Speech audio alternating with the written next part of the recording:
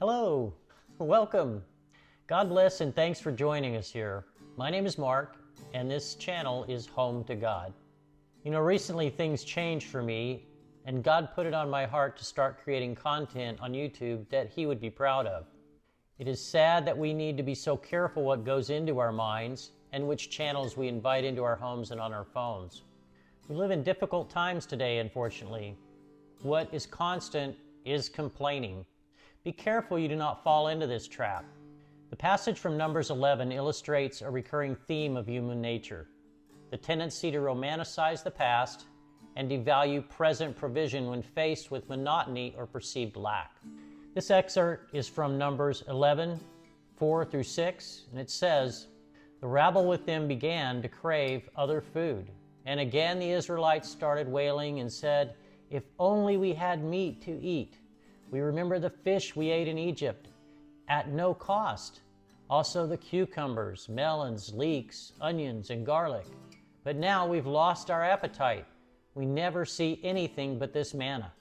The core tension lies in the shift from a state of deliverance to a state of complaint, where the focus moves from the miracle of sustenance to the dissatisfaction of the menu. A real-life example is a friend of mine, Bob, and another person participated in a marathon. When he experienced a negative power complaint, he said, "After over 23 miles, I don't have the energy left for the rest of this run." Neither did the other fella jogging next to him. Then he said, "This stinks. This race is the dumbest decision I've made in a long time."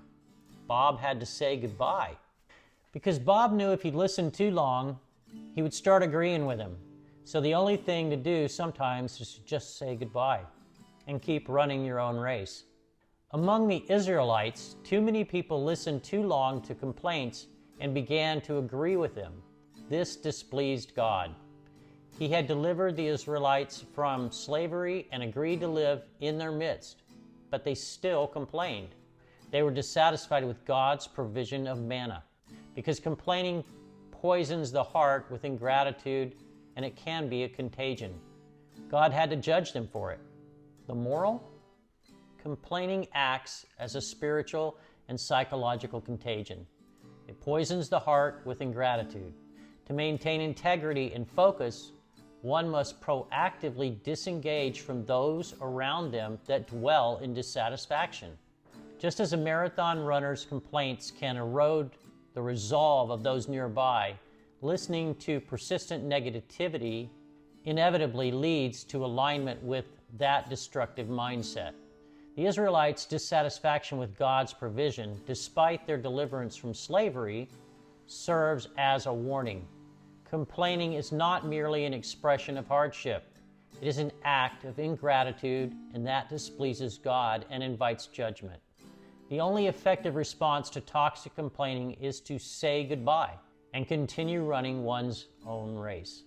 The narrative reinforces the spiritual warrior framework: boundary setting. Protecting one's mental and spiritual environment is a prerequisite for endurance. Meritocratic gratitude. Shift the focus from what is lacking to rehearsing the faithfulness and goodness of God. This serves as the primary antidote to the rabble mentality of entitlement and systematic dependency. Break the cycle. Stand in love. God bless you. Stay strong. Stay prayerful. If this stirred your spirit, share it with your family. Until next time, thank you.